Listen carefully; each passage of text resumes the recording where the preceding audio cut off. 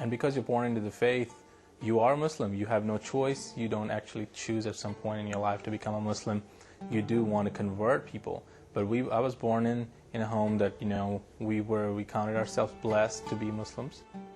We went to prayers. We tried to pray usually, as much as we could 5 times a day. And we, raised to understand who God was. And, God was, He had certain rules that He wanted us to follow. And it was necessary for me to make sure my obligations were fulfilled. And, the obligations, you pray a certain way. There was a certain set way you prayed, a certain direction you prayed. So everything was pretty much dictated. So I wasn't searching for higher meaning. I wanted to make sure that I was, not going to suffer the hellfire, if you wanted to call it. My search began, or a shift in my thinking began when I went to college. Met some friends who were believers, and I did not know what that was.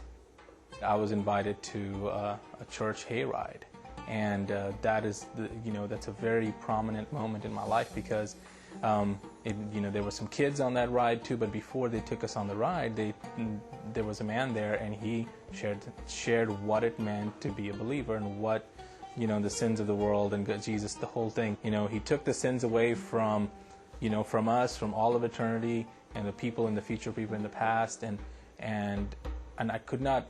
That was the first time I actually heard what Jesus did for us, and that planted the seed. And I actually, pulled out the Bible and started reading some of the things just to see if I could make some sense of what was going on. In my mind, when debating between converting from one religion to another, I felt a lot like a trapeze artist, where if you left one thing that you felt was secure and you let go of that, will the other one be there to catch you?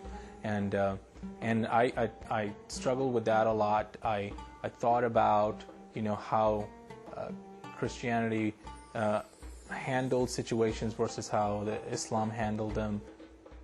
When I first heard about what it is to have your sins taken away, I had intense conversations, intense doubt and debate over everything that one would think of what's going to happen when you convert and how that's going to impact you, your life, and your family.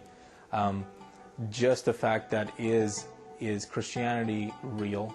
And you have to allow yourself to go through all of those thoughts and take them to where they take you, so you can at least put them to rest. And so I had to and I had enough questions that I had gone over and said, what, I think this makes more sense than that. And, I think this situation, I think this would be, for example, the love and the forgiveness.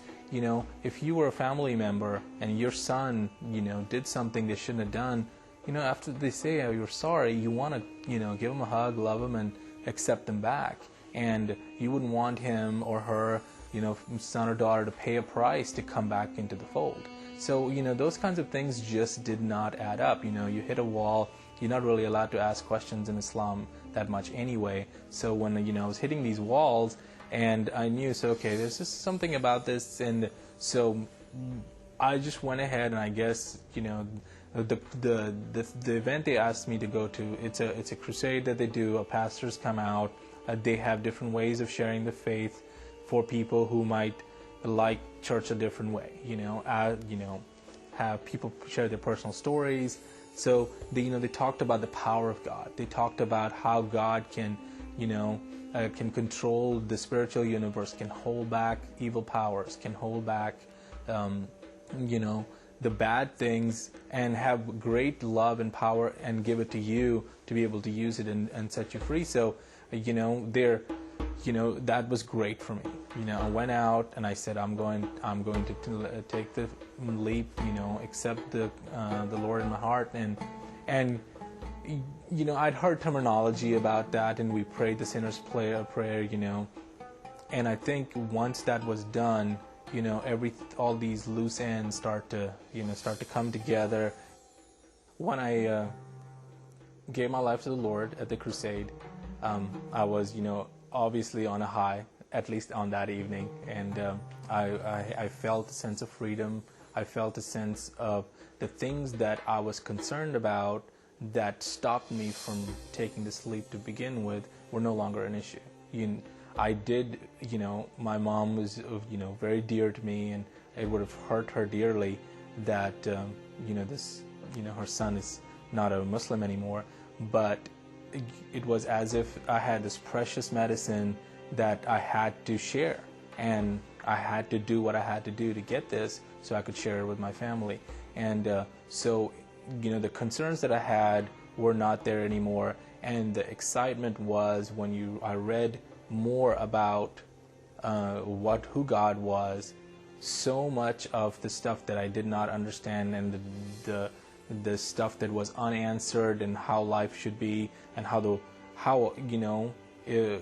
world should be, or the universe should be, made sense. And that love was a major part of it, and it was not just atoms come together to make something. And so, because there was an entity that loved me, something, and that I could give back, and I could share, and just all those questions that he had put in my heart were being answered. In my time of searching, I had, I would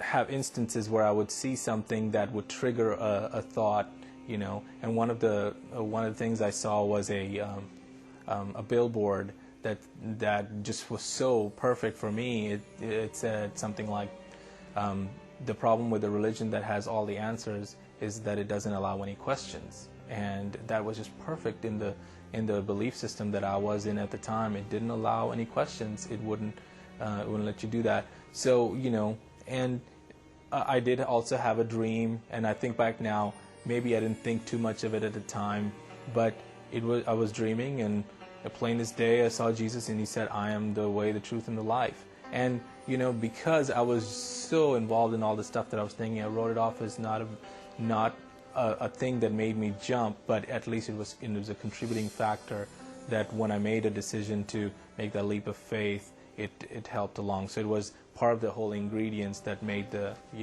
package and make the final conversion. As a Christian believer, one of the favorite verses of mine were, my people are perishing for lack of knowledge. And it related to me, in a big way, because I came from a country, part of the world, that controlled the information flow in the country, controlled what you saw, what you heard, and because of an additional tool of peer pressure and just your society watching out after you, you didn't get this information. And I think back now that if Christianity was allowed in freely, they would have so many more converts in that country. So for me, I would tell those people who are not believers yet, who are Muslims, say, think about the fact that there might be some stuff that's kept from you. I would tell them, first and foremost, to understand that you may have been lied to. You may have been, information might have been kept from you. And then once you get to that point, you're willing to say, okay, let me read another viewpoint. And then you can take the step from that point on.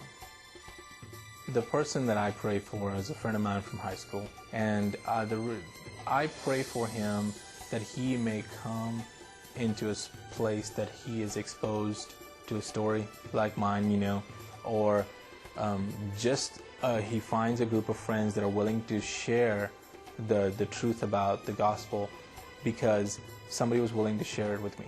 And if you don't hear it, there's no chance, for you to believe. And I pray for him that he hears that and he really gets a hold of the freedom, because I remember what his life was like and what his family situation was like, because we were all in that, and that it would be a marvelous thing that if he would hear that and be saved and know the Lord.